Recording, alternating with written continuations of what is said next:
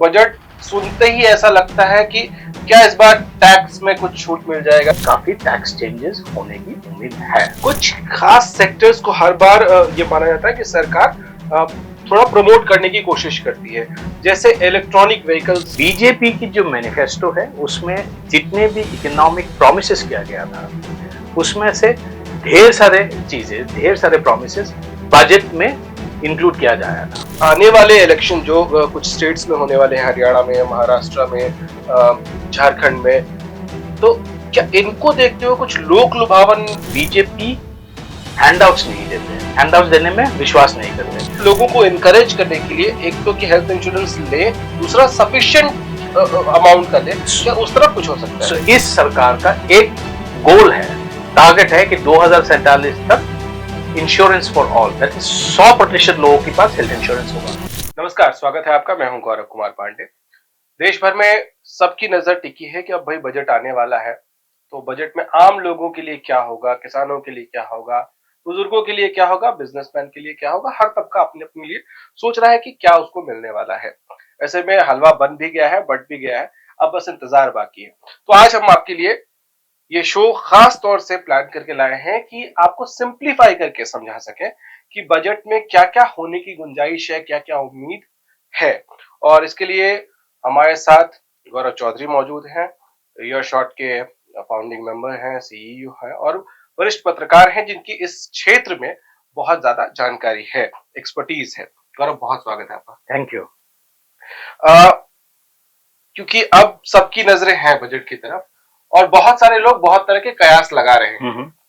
तो सबसे पहले जो बजट सुनते ही ऐसा लगता है कि क्या इस बार टैक्स में कुछ छूट मिल जाएगा, क्या होगा आम आदमी के लिए। एक बहुत ही इंपॉर्टेंट चीज जो याद रखना पड़ेगा इस बजट के लिए कि ये 5 साल में हर 5 साल में होता है, जब भी चुनाव होता है कि बजट 2 बार पेश होता है। एक फरवरी में इंटरिम बजट पेश हुआ था और इंडिया में कन्वेंशन है कि जो आउटगोइंग सरकार है वो कभी फुल बजट पेश नहीं करते हैं, और आउटगोइंग सरकार जब इंटरिम बजट पेश करते हैं तब कभी टैक्स चेंजेस नहीं करते हैं। इसीलिए बहुत ही ज्यादा उम्मीद है कि इस जुलाई में जो फाइनल फुल बजट पेश होंगे, जो निर्मला सीतारामन जी पेश करेगी जुलाई 23 को, उसमें काफी टैक्स चेंजेस होने की उम्मीद है और उम्मीद रखा जा रहा है। बहुत ही हाई एक्सपेक्टेशन है टैक्स चेंजेस की। एक ये कारण भी है कि जो एटीसी को मान लीजिए, सेक्शन एटीसी जो बहुत पॉपुलर है, बहुत जनप्रिय है लोगों में, जिसके तहत टैक्स एग्जेम्पशंस मिलते हैं, डिडक्शंस मिलते हैं, वो 1.5 लाख तक सीमित है। उसका लिमिट 1.5 लाख तक सीमित रहा है पिछले 10 साल में। कोई चेंजेस नहीं हुआ है। 2014 में लास्ट चेंज हुआ था, उसके बाद कोई चेंज नहीं हुआ है। तो जाहिर है कि बहुत ही उम्मीद है कि इस बार 10 साल के बाद शायद सेक्शन 80C में कोई चेंजेस लाया जाए। हालांकि देखा जाए तो इंडिया में इस वक्त 2 टैक्स सिस्टम है, इनकम टैक्स सिस्टम। एक है ओल्ड इनकम टैक्स सिस्टम, एक और दूसरा है new income tax system. New income tax system में कोई टैक्स एग्जम्पशन नहीं मिलते, एटीसी वगैरह लागू नहीं होता। ओल्ड टैक्स सिस्टम में एटीसी वगैरह लागू होता। बीटा टैक्स में मध्य वर्ग के लोग और सैलरीड क्लास जो है उनमें एक्सपेक्टेशंस बहुत ज्यादा हाई है कि एक टैक्स ब्रेक मिलेगा। जब टैक्स ब्रेक्स मिलता है, जब टैक्स रेट्स घटाया जाता है या स्लैब्स को चेंज किया जाता है, जिसके तहत एग्जेम्पशन लिमिट बढ़ाया जाता है। मान लीजिए अभी 5 लाख रुपए में पहला टैक्स लगता है, 5 लाख रुपए के ऊपर, इलास्ट्रेशन के तहत मैं कह रहा हूँ। अगर उसको 7 लाख कर दिया जाए या 8 लाख कर दिया जाए तो हर आदमी की जेब में डिस्पोजेबल इनकम बढ़ जाएगा, क्योंकि थोड़ा टैक्स आउटगो कम होगा। वो जब टैक्स आउटगो कम होता है, जब मान लीजिए मेरे जेब में 1 लाख रुपए एक्स्ट्रा आया, अभी एक्स्ट्रा आएगा क्योंकि टैक्स कट गया है मेरा। उस 1 लाख रुपए साल में मैं कुछ एक पोर्शन स्पेंड करूंगा और कुछ एक पोर्शन सेव करूंगा। जब मैं स्पेंड करूंगा, मैं जब स्पेंड करता हूं, किसी का सामान में खरीदता हूं, इससे और मेरे जैसे लाखों लोग जब स्पेंड करेंगे, सामान खरीदेंगे, तो डिमांड बढ़ती है। जब डिमांड बढ़ती है, कंपनीज कैपेसिटी एक्सपेंड करते हैं। जब कंपनीज कैपेसिटी एक्सपेंड करते हैं, हायरिंग होता है। कंजम्पशन स्पेंडिंग एक बहुत ही पावरफुल टूल है इंडिया में to boost the economy. And tax breaks एक बहुत ही पावरफुल टूल है कंजम्पशन स्पेंडिंग को बूस्ट करने का। तो माना जा रहा है कि इस बार वित्त मंत्री इस टूल को इस्तेमाल करेंगे इस बजट में। ठीक है, कुछ खास सेक्टर्स को हर बार ये माना जाता है कि सरकार थोड़ा प्रमोट करने की कोशिश करती है, जैसे इलेक्ट्रॉनिक व्हीकल्स एक क्षेत्र है और उसके बारे में बातचीत हो रही है कि भाई इस बजट में उस सेक्टर को बूस्ट करने के लिए आपको लगता है ऐसा कुछ हो सकता है? इलेक्ट्रिक व्हीकल्स, अब अगर देखेंगे जैसे चुनाव की इमीडिएटली बाद जब भी बजट पेश होता है, पिछले 10 साल में हम लोग देख रहे हैं, 2014 में पहली दफा जुलाई में बजट पेश हुई थी और 2019 में 19 जुलाई में बजट पेश हुई थी। दोनों दफा एक बहुत ही इंपॉर्टेंट सिग्निफिकेंट मार्कर है और सिग्नलिंग मिल गया था कि बीजेपी की जो मैनिफेस्टो है उसमें जितने भी इकोनॉमिक प्रॉमिसेस किया गया था उसमें से ढेर सारे प्रॉमिसेस बजट में इंक्लूड किया जाया था। पहली बजट में ऑलमोस्ट 40 to 50% ऑफ मैनिफेस्टो को इंक्लूड किया गया था। अगर आप इस बार भी देखें 2024 की बीजेपी की मैनिफेस्टो अगर देखें तो बीजेपी की मैनिफेस्टो में इलेक्ट्रिक व्हीकल्स और रिलेटेड यूनिवर्स की जैसे बैटरी हो गया, बीईएसएस करके एक स्कीम है, वो सब अगर देखेंगे तो काफी काफी फोकस है मैनिफेस्टो में। तो ये बहुत लॉजिकल है कि बजट में इलेक्ट्रिक व्हीकल्स और बैटरी और रिलेटेड यूनिवर्स में से जुड़े हुए ढेर सारे प्रोग्राम और स्कीम्स शायद अनाउंस होगा। हालांकि द डिफरेंस जो है इस बजट 2024 की जुलाई बजट और 2019 के जुलाई बजट में बहुत बड़ा डिफरेंस है। 2019 में बीजेपी पूर्ण बहुमत लेके 303 से सीट जीत के लोकसभा में आए थे। इस बार बीजेपी के पास पूर्ण बहुमत नहीं है और एनडीए सरकार इस बार चंद्रबाबू नायडू की नेतृत्व की टीडीपी और जेडीयू के ऊपर, नीतीश कुमार के नेतृत्व की जेडीयू के ऊपर बहुत ही ज्यादा निर्भर है। दोनों स्टेट स्पेशल कैटेगरी स्टेटस मांग रहे हैं। Special category status 14 finance commission ने बंद कर दिया था। एक स्कीम है जिसको कहा एक प्रोग्राम है जिसका नाम है सेंट्रली स्पॉन्सर्ड स्कीम, सीएसएस। जब कोई भी एक स्कीम दिया जाता है सेंट्रली स्पॉन्सर्ड स्कीम की, अगर वो स्कीम्स आते हैं तो उसका रेशियो होता है 90:10। उसका मतलब है 90% बर्डन और खर्चा केंद्र उठाएगी और 10% स्टेट उठाएगी। उस 14 फाइनेंस कमीशन ने उस कॉन्सेप्ट को अबैंडन कर दिया था, एबॉलिश कर दिया था। अगर आज दबाव में आके केंद्र सरकार, एनडीए सरकार अगर कहती है कि हम स्पेशल कैटेगरी स्टेटस को वापस ला रहे, स्पेशल कैटेगरी स्टेटस सिर्फ अवेलेबल है इस वक्त नॉर्थ ईस्टर्न स्टेट्स और हिली स्टेट्स।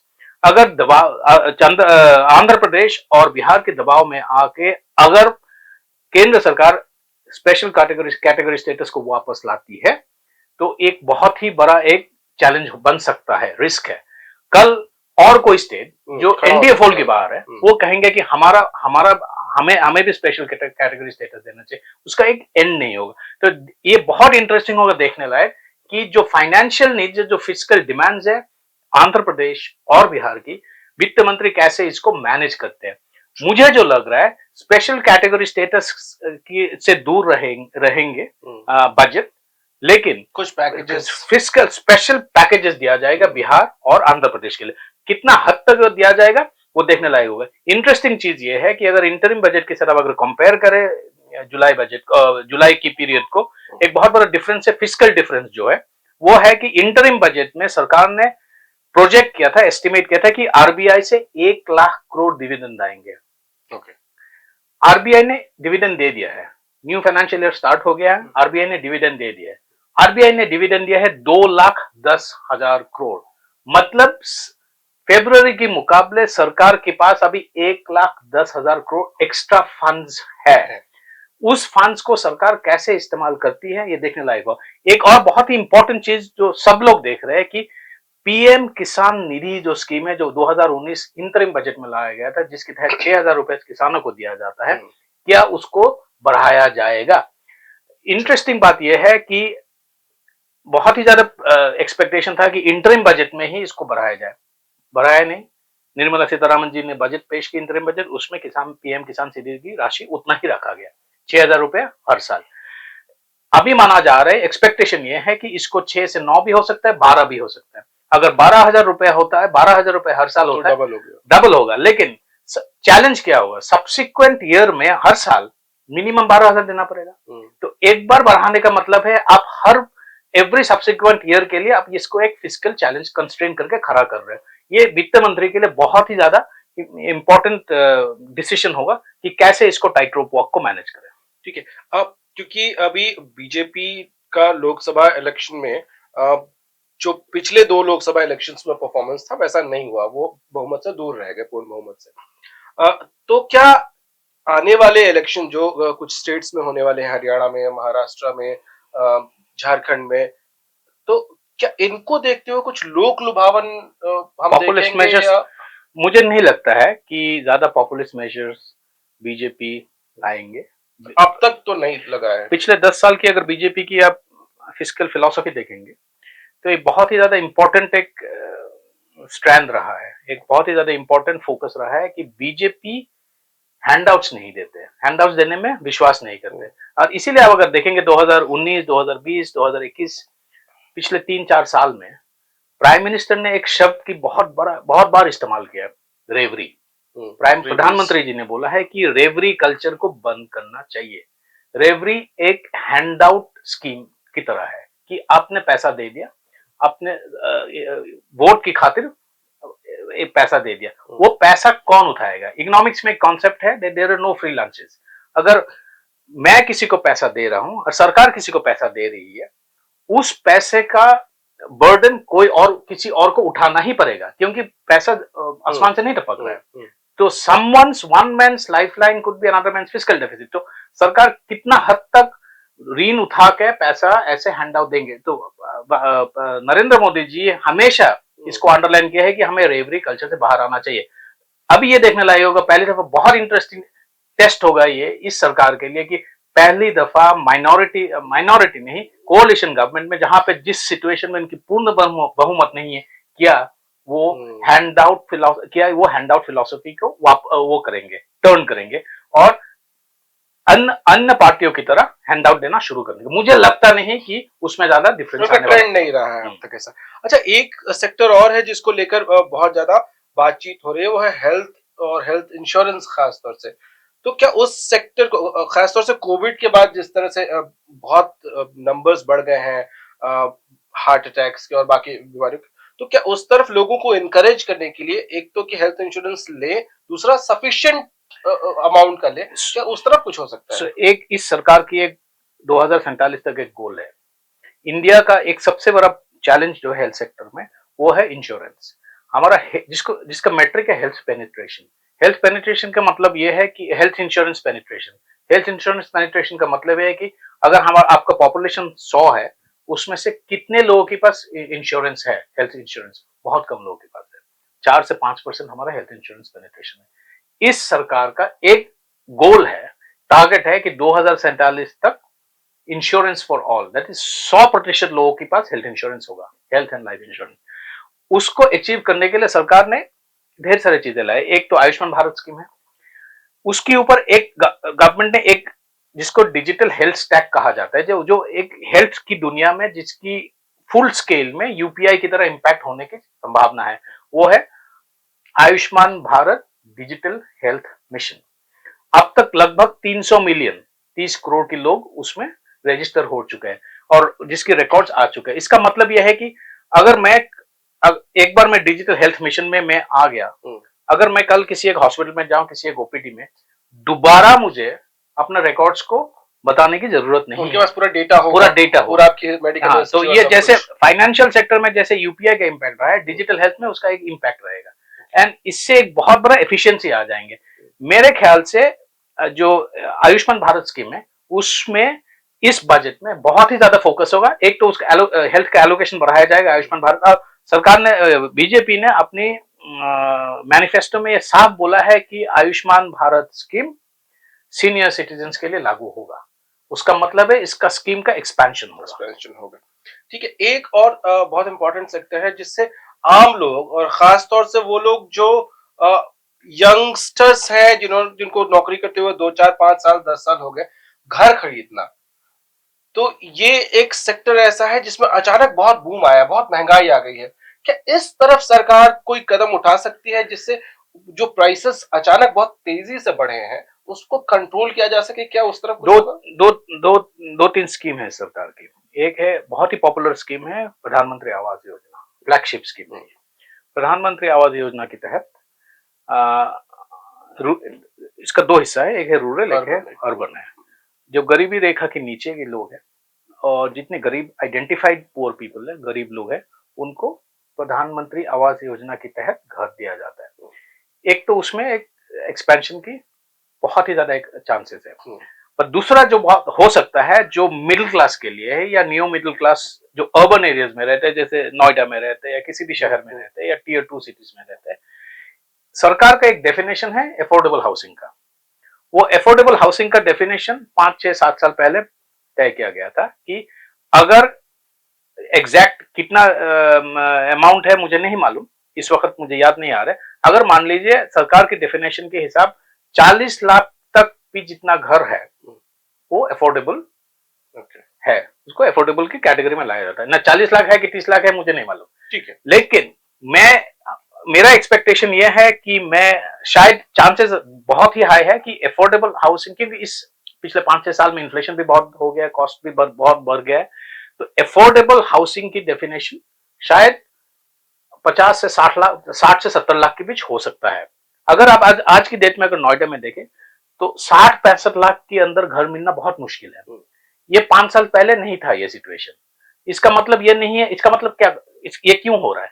2 कारण से, एक तो कॉस्ट बढ़ रहा है घर बनाने का, 2 डिमांड बढ़ रहा है।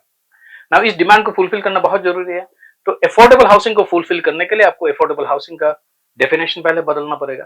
अफोर्डेबल हाउसिंग, जब कोई भी एक प्रोजेक्ट अफोर्डेबल हाउसिंग कैटेगरी के अंदर आता है, उसमें ढेर सारे बेनिफिट्स आते हैं। एक तो आपको आपका इंटरेस्ट रेट, जो बोरोवर है, जो अगर मैं घर खरीदने जा रहा हूँ, अगर मैं अफोर्डेबल हाउसिंग में इन्वेस्ट कर रहा हूँ, खरीद रहा हूँ, इंटरेस्ट रेट कम होता है। जो डेवलपर है जो अफोर्डेबल हाउसिंग बना रहा है, क्योंकि वो अफोर्डेबल हाउसिंग बना रहे हैं, उनका मार्जिन बहुत कम, मार्जिन लिमिटेड होता है, उनको ढेर सारे अदर सब्सिडीज मिलता है। Subsidies not in the form of physical subsidies, but ढेर सारे जैसे लैंड कॉस्ट कम होगा, ढेर सारे बेनिफिट्स मिलता है। अगर अफोर्डेबल हाउसिंग का डेफिनेशन 65-70 लाख के करीब ले आते हैं, इससे ढेर सारे मिडिल क्लास लोग जो घर खरीदने की कोशिश कर रहे हैं बट नहीं कर पा रहे हैं क्योंकि बहुत ज्यादा अफोर्डेबल नहीं है उनके लिए, इससे फायदा होगा। ओके, चलिए बहुत शुक्रिया आपका गौरव, थैंक यू। हमसे बातचीत करने के लिए, ये सब एक्सप्लेन करने के लिए। लेकिन एक प्रॉमिस आपसे और करते हैं कि जैसे ही ये बजट आ जाएगा, बजट को सिंप्लीफाई करके कि बजट में क्या क्या हुआ, ये तो कयास है अब तक जो कि ये हो सकता है, हम सिंप्लीफाई करके फिर से एक शो लेकर आएंगे जिसमें आपको बताएंगे कि बजट में क्या खास बातें रही, किस वर्ग के लिए क्या क्या चीजें आई बजट में और किसको क्या मिला। फिलहाल इतना ही, लेकिन हाँ, अगर आपने सब्सक्राइब नहीं किया अब तक तो प्लीज कर लीजिए। नमस्कार।